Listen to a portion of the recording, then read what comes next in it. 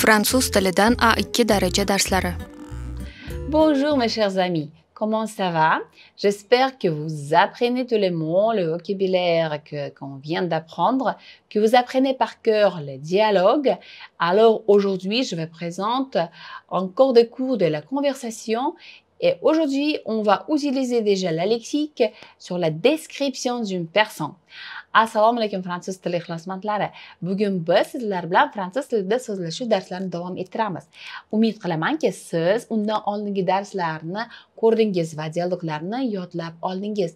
Bu juda ham muhim, chunki biz sizlar bilan A2 darajadan bir darajaga o'tishimiz kerak. Bu uchun siz nafaqat o'rgangan lug'atlarni yoddan bilishingiz kerak va undan tashqari ularni ishlata bilishingiz kerak. Shuning uchun aynan dialoglar sizlarga bunda asqotadi va tezroq darajangizni o'stirishga yordam beradi. Bugun biz sizlar bilan description d'une personne, ya'ni insonni ta'rifi demak mavzusida dialoglarni o'rganib chiqamiz. Birinchi dialogimiz bu dans le bureau de la comptable, ya'ni buxgalteriya bo'limida dialog. D'accord. Bu yerda ko'rganingizdek, le directeur va la comptable orasida dialog, ya'ni direktor va buxgalter.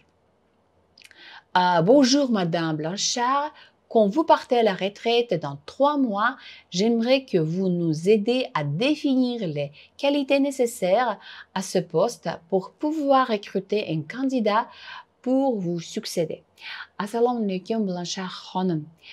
Siz 3 oydan keyin istifoga, nafaqaga chiqqaningiz sababi bilan men xohlardimki, mana ko'rasizmi, j'aimerais ni ishlatyapmiz. Men istardimki, xohlardimki, siz bizga yordam berishingizni, aynan sizni o'rningizga, sizni lavozimingizga mos keladigan insonning sifatlarini ta'rif berishda. Pour pouvoir recruter un candidat pour vous succéder, ya'ni sizni to'liq qondira oladigan kandidat olishimiz uchun. Bien, tout d'abord, monsieur le directeur, il faut une personne compétente, sérieuse et méticuleuse. Ha, albatta, birinchidan direktor janoblari, bu yerga bizga kompetent, jiddiy va kirishuvchan inson kerak. Vous comprenez, on ne peut pas se tromper dans les chiffres, sinon c'est la catastrophe. Bilasizlarki, siz tushunasizki, vous comprenez, demak sonlarda adashish mumkin emas. Sanaganda adashish mumkin emas, chunki bu nimaga? Bu fojiaga olib kelishi mumkin, katastrofe. Pensez-vous à une autre chose? Ya'ni bu yerda pensez-vous à une autre chose deganda boshqa narsa haqida o'ylayapsizmi degan savol aslida yana qanaqa xislatlari bo'lishi kerak, qanaqa sifatlari bo'lishi kerak. Bundan tashqari demoqchi. Oui, bien sûr, ha albatta.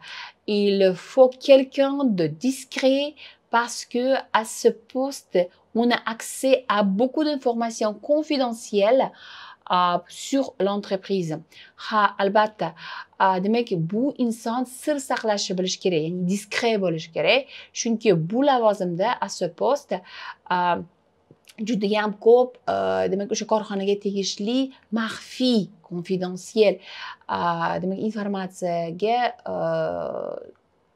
informatsiyani biladi, ya'ni o'shanga imkoni bo'ladi bu informatsiyadan olish. Et aussi honnête, bien entendu, comme dans toutes les professions qui ont un rapport avec l'argent. Va undan tashqari u albatta olijanob bo'lish kerak, chunki hamma pul bilan bog'liq kasblarda aynan shu sifat juda ham muhim. To'g'ri, olijanob bo'lish kerak. Quelqu'un de disponible et travailleur parce que de temps en temps, il y a des opérations qu'il faut faire dans des délais très courts ou bien à date fixe. On ne peut pas se permettre d'être absent à ce moment-là. va bu inson albatta disponible, ya'ni har doim vaqti bo'lish kerak bu ish uchun va juda ham ishchan bo'lish kerak, travailleur. Chunki vaqti bilan shunaqa operatsiyalar bo'ladiki, ularni juda ham tez bajarish kerak. Des délais très courts yoki qanaqadir bir belgilangan vaqtda, date fixe va bu vaqtda o'ziga ishda bo'lmaslikni ruxsat berolmaydi. Rostakasi muhandis demoqda. Bien, je vois, autre chose encore. Tushunarli, yana nima takliflaringiz bor? Oui, à ce poste, il faut pouvoir travailler en équipe, avoir bon caractère, savoir écouter les avis des autres, ne pas être trop têtu. Et puis, il faut savoir donner des ordres sans être trop sévère, en restant humain et chaleureux, et aussi ne pas être trop autoritaire ou autant. Vous voyez ce que je veux dire. Yani aytyaptiki, albatta bu lavozim uchun à ce poste il faut pouvoir travailler en équipe. Yani jamoada birgalikda ishlash bilish kerak, avoir un bon caractère, yaxshi xarakterga ega bo'lish kerak, savoir écouter les avis des autres, qolganlarning fikriga ham qo'shilishi, eshitishni bilish kerak, ne pas être trop têtu va judayam o'z fikrida qat'iy turmaslik kerak. Et puis, il faut savoir donner des ordres sans être trop sévère va masalan qanaqadir buyruqlar berganda, lekin uni juda qat'iy ton bilan bermaslik, ya'ni baribir ham har doim insoniy fazilatlarni qoldirib va odamlarga yaxshi muomalada, xush muomalada bo'lish kerak, chaleureux. Va undan tashqari judayam autoritar bo'lish kerak emas va manmanlikka, kibrlikka yo'l qo'yish kerak emas. Tushunyapsizmi, men nima demoqchi eman? Oui, continuez. Davom eting. Enfin, il faut pouvoir rester calme en toutes les circonstances, ne pas s'énerver, savoir travailler sous la pression, le stress. Undan tashqari har doim tinch, xotirjam, hamma vaziyatlarda xotirjam qolishni bilish kerak va nervni chiqarish kerak emas va har doim hattoki bosim ostida, stress ostida ham ishlay ola bilish kerak. Bon, si je vous comprends bien, nous aurons du mal à trouver la perle rare qui va vous succéder. Agar men sizni to'g'ri tushungan bo'lsam, biz juda ham qiynalanar ekanmiz bunday noyob insonni topishda. Bu yerda e'tibor bergan bo'lsanglar, trouver la perle rare degan birikma ishlatilgan, ya'ni noyob marvarid ma'nosida.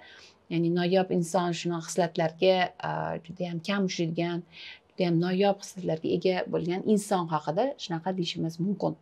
Endi esa hozir dialogni eshitishga taklif qilaman. Bonjour Madame Blanchard. Quand vous partiez à la retraite dans 3 mois, j'aimerais que vous nous aidiez à définir les qualités nécessaires à ce poste pour pouvoir recruter un candidat pour vous succéder. Eh bien, tout d'abord, Madame le directeur, il faut une personne compétente, sérieuse et méticuleuse. Vous comprenez? On ne peut pas se tromper dans les chiffres, sinon c'est la catastrophe.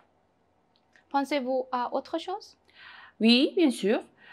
Il faut quelqu'un de discret parce qu'à ce poste, on a accès à beaucoup d'informations confidentielles sur l'entreprise.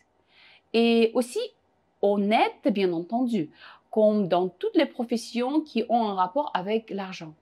Quelqu'un de disponible et travailleur parce que de temps en temps, il y a des opérations qu'il faut faire dans des délais très courts ou bien à date fixe. On ne peut pas se permettre d'être absent à ce moment-là. Bien, je vois. Autre chose encore? Oui, à ce poste, il faut pouvoir travailler en équipe, avoir bon caractère, savoir écouter les avis des autres, ne pas être trop têtu. Et puis, il faut savoir donner des ordres sans être trop sévère, en restant humain et chaleureux. Et aussi, ne pas être trop autoritaire ou hautain. Vous voyez ce que je veux dire? Oui, continuez. Et enfin, il faut pouvoir rester calme en toutes les circonstances, ne pas s'énerver, savoir travailler sous la pression, le stress. Bon, si je vous comprends bien, nous aurons du mal à trouver la perle rare qui va vous succéder. Endi esa ikkinchi dialogimizga o'tamiz. Buni mavzusi dans une agence matrimoniale, ya'ni nikoh agentligidagi suhbat. L'employé. Bien, je vais vous demander de vous décrire pour trouver une personne qui soit compatible avec vos goûts, vos caractères, vos habitudes.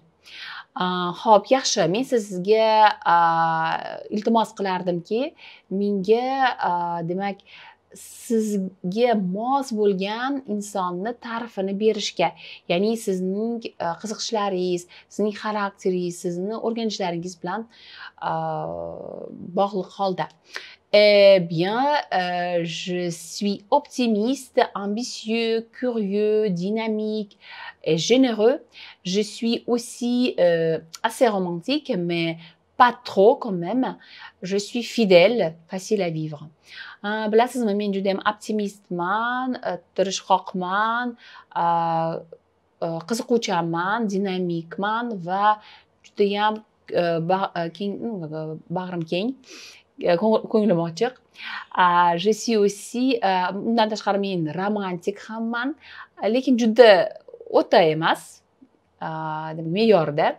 Men juda ham sodiqman va yashashga qiyinchilik tug'dirmayman, ya'ni tez chiqishib ketaman degan ma'noda uni facile à vivre fransuzlar yashashga oson deydi. Bu degani tez chiquvchanman degan ma'noda. Bon, mais vous n'avez que des qualités, je suppose. Un ou deux défauts peut-être. Yaxshi, lekin menimcha sizda faqat fazilatlar bor shekilli, yaxshi fazilatlar. Juda bo'lmasa bitta ikkita nuqsonlaringizni aytsangizmikin? Je suis un peu tête en l'air quelquefois et aussi têtu ou plutôt je sais ce que je veux. Bilasizmi, men bir xillarda xayolparastman. Ko'rasizmi, bu yerda ham frazeologizm ishlatilgan.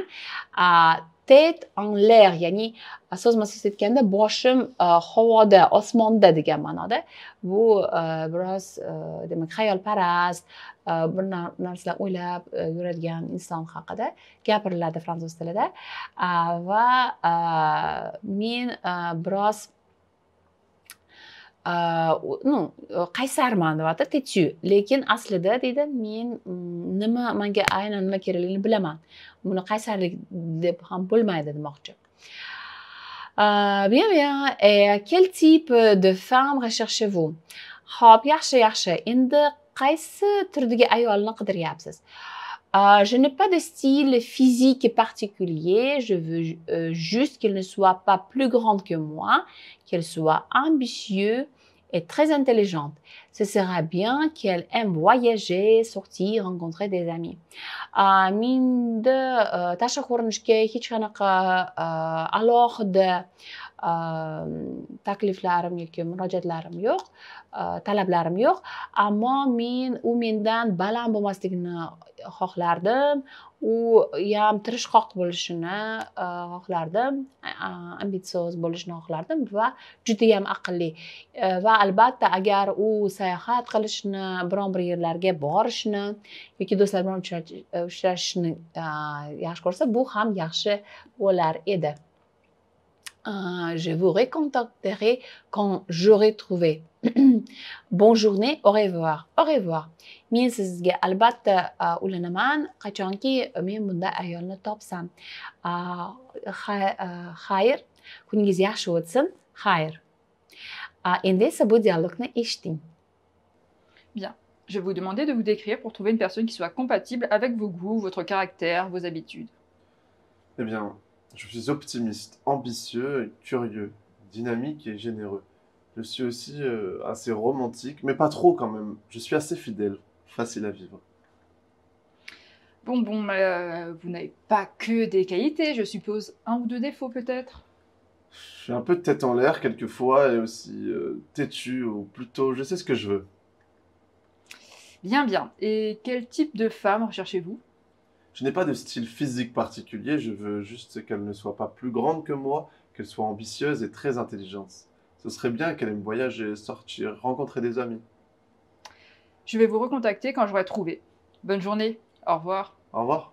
Mana bugun yana ikkita dialog o'rgandik. Bularni albatta takrorlang, o'zingizni daftarlaringizga ko'chirib va yangi so'zlarni topib o'rganishga urining. Endi esa men sizlar bilan xayrlashib qolaman va au revoir, à bientôt deb qolaman, Madame Gulfiya.